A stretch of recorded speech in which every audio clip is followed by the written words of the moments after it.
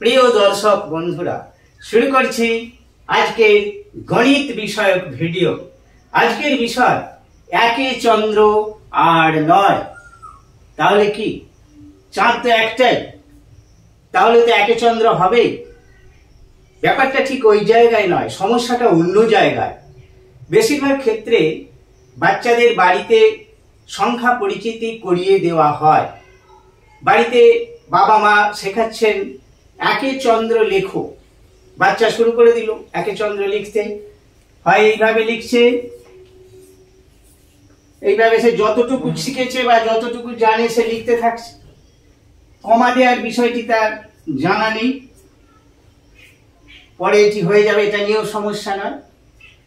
এইভাবে লেখালে কমার ব্যাপারটা আসবে না, এইভাবে লেখালে কমা থাকছে না। আবার এখানে একটি দাগ দিয়ে আবার এখান থেকে শুরু করবে। কিন্তু আজকের বিষয় কিন্তু এটি নয়। আজকের বিষয় হচ্ছে একে চন্দ্র লেখো। এই বিষয়টা একে চন্দ্র লেখো এইটি বলা যাবে না। তাহলে কি বলতে হবে? এর সুন্দর একটি নাম আছে, পোশাকি নাম রয়েছে। ওই বাচ্চাটি যখন বিদ্যালয়ে ভর্তি হচ্ছে তখন শিক্ষক শিক্ষিকা বলছেন এই একে চন্দ্র লেখো। বাচ্চাটি শুরু করে দিচ্ছে, যতটুকু জানে লিখছে। কিন্তু এই একে চন্দ্র লেখো এইটি না বলে আমরা যদি বলি সেই সুন্দর শব্দটি, সেই শব্দটি হচ্ছে এইটি শতকিয়া।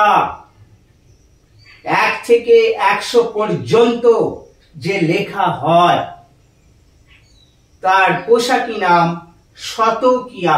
এই শব্দটা ক্রমশ বিলুপ্তির পথে। বাচ্চারা না পাচ্ছে বাড়িতে এই শব্দটিকে, আর না পাচ্ছে বিদ্যালয়ে। শব্দটি অপরিচিত থেকেই যাচ্ছে। খুব সুন্দর শব্দ শতকিয়া, অর্থাৎ 1 থেকে 100 পর্যন্ত লিখতে হবে। এবার সে যতটুকু শিখেছে বা জানে সেটুকু লিখবে। সংখ্যা লিখতে বলা হচ্ছে, পরপর সংখ্যা, শতকিয়া। আরো একটি শব্দ আছে, শব্দটি হচ্ছে দশকিয়া। দশকিয়াটা কি? এই শব্দটিও বিলুপ্তির পথে। আসুন না আমরা এই শব্দগুলোকে ফিরিয়ে আনি। খুব সুন্দর শব্দ দশকিয়া কি বলছি। আবার বলা হচ্ছে বাচ্চাকে অ লেখো। অ কেন? বাচ্চা কি তাহলে অ আর আলিকে বসে থাকবে? অ আর আলিকে বসে থাকবে বাচ্চা? আর কিছু লিখবে না? স্বরবর্ণ লেখো, ক খ লেখো নয়, ব্যঞ্জন বর্ণ লেখো। ঠিক ধীরে ধীরে বাচ্চা শব্দগুলির সাথে পরিচিতি বাচ্চার ঘটবে, অবশ্যই ঘটবে। কারণ স্বরবর্ণ ব্যঞ্জন বর্ণ এগুলো তো পরবর্তীকালে তাকে শিখতে হবে। এমন কিছু শক্ত শব্দ নয় স্বরবর্ণ ব্যঞ্জন বর্ণ। একটা বাচ্চার ব্রেন ক্যাপাসিটি অনেক, সে শেখার জন্য অধীর আগ্রহে আছে, অনেক কিছু শিখতে পারে। তো সেই জায়গায় স্বরবর্ণ ব্যঞ্জন বর্ণ বা শতকিয়া দশকিয়া এগুলো কোনো ব্যাপারই নয়, অনায়াসে রপ্ত করতে পারবে। তাহলে আমরা বাচ্চাদের যেটা বলবো, শতকিয়া লিখতে বলবো, দশকিয়া লিখতে বলবো। দশকিয়া ব্যাপারটা কি? এই যে দশকিয়া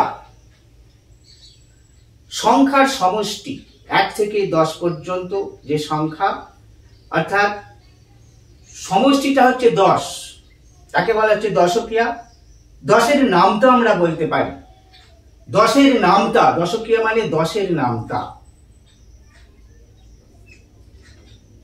আসুন এবার থেকে আমরা বাড়িতে বা বিদ্যালয়ে শতকিয়া শব্দটা ব্যবহার করি।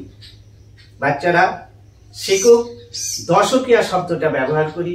দশকিয়া মানে 10-এর নামটা, আর শতকিয়া মানে হচ্ছে 1 থেকে 100 পর্যন্ত সংখ্যা পরপর লেখা। এটাই ছিল আজকের বিষয়। এরপরের ভিডিওতে নিয়ে আসছি বাচ্চাদের কিভাবে আমরা বিয়োগ শেখাবো বা যোগ শেখাবো। আঙুলের কর না গুনে, আঙুলের কর না গুনে আঙুলের গাঁটও আমরা অনেকে বলি গাঁট বা গিঁট, যাই বলি না কেন, এই কর না গুনে একেবারে প্রাথমিক অবস্থায় যোগ বিয়োগ কিভাবে একটি বাচ্চাকে শেখানো হবে অতি সহজে, সেই কৌশল নিয়ে আসছি। সাথে থাকুন, দেখতে থাকুন। আজ এ পর্যন্তই, আবার দেখা হচ্ছে খুব খুব শীঘ্র।